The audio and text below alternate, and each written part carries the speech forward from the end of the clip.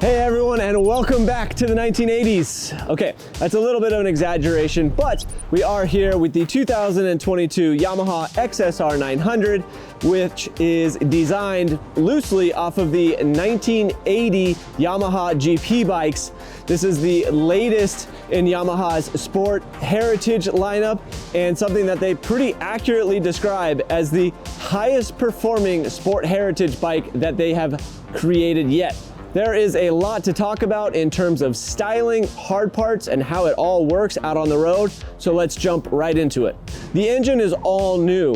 It is still a 3-cylinder engine, but displacement has been bumped from 847 cc's to 890 cc's. There is a longer stroke. You're gonna get a little bit more torque out of this engine, but I'll be honest, what Yamaha has done, a lot of these changes are to meet the modern Euro emissions. We'll get to that in just a little bit. Some key changes to this: you have a little bit more inertia on the crankshaft. Again, you have that longer stroke.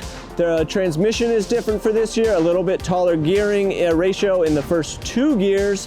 The cylinder head design is different as well. It's always been a very good engine. Yamaha's goal for this year was to create a power plant that again met current emission standards without losing any performance.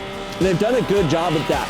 It's a very interesting engine in that it's very snappy and responsive, which helps in the character area. I mean, this is a very fun motorcycle around town, but yet with that heavier crankshaft, it's very smooth all the way through the rev range.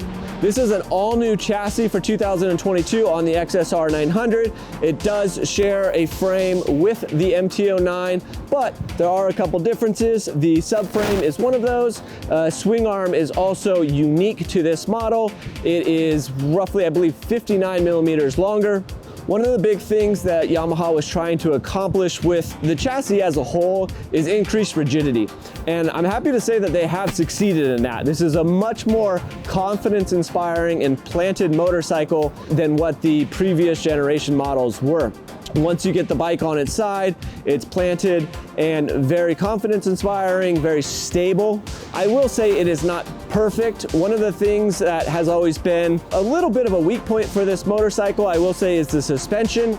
It just seems like Yamaha has tried to manage budget a little bit with suspension. That's always kind of played a little bit of a role. This motorcycle does have stiffer settings all the way around. Spring rates are stiffer, and it does work better as a base package. Initially, there was a lot of movement from the rear of the motorcycle. We did make some changes to the suspension out back. We increased the preload, and we added a little bit of rebound damping. That actually helped a lot. It helped stabilize the motorcycle, and it really brought it around. I would still recommend this motorcycle. In the past, I really struggled with recommending this motorcycle to people because it was just a handful to ride. The thing would move around a lot when you'd hit a bump. It was very unstable. All of the changes that Yamaha has made to the chassis and suspension on this bike have really helped mellow that out. One of the interesting things that I think about this motorcycle, you look at this kind of heritage styling, this kind of classic styling on this machine, you think, oh, it's just a nice bike for cruising around town. It's got the character, personality to it.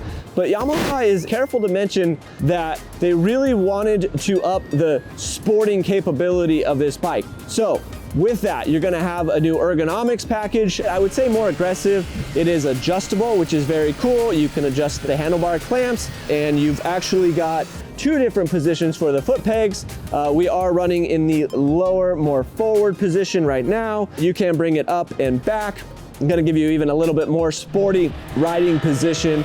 A couple things I do want to mention in regards to that is the electronics package. This is a very thorough electronics package. It's probably more than what you need for this bike, honestly. You have traction control. Within that traction control, you have slide control, lift control. You have brake control on this motorcycle with 2 different settings which affect lean angle sensitivity of the brake system. Yamaha has done a very good job of developing this package.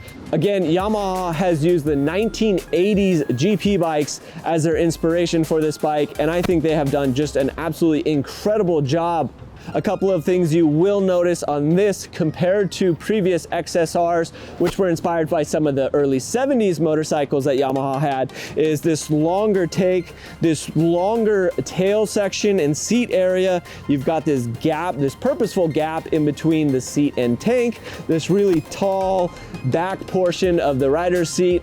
Go back and look at some pictures of the 80s GP bikes and you'll see exactly what they were trying to accomplish here.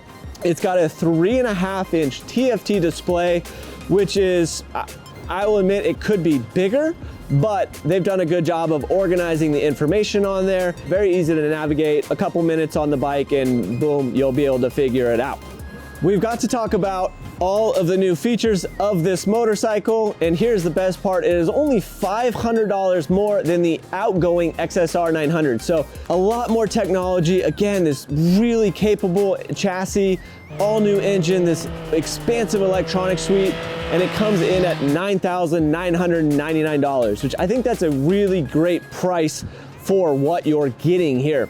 For more information on this motorcycle and our full written review, be sure to log in and check out motorcyclistonline.com. Thank you again for tuning in to our YouTube videos. Be sure to like and subscribe to the Motorcyclist Magazine channel on YouTube, and we will see you back on the road soon.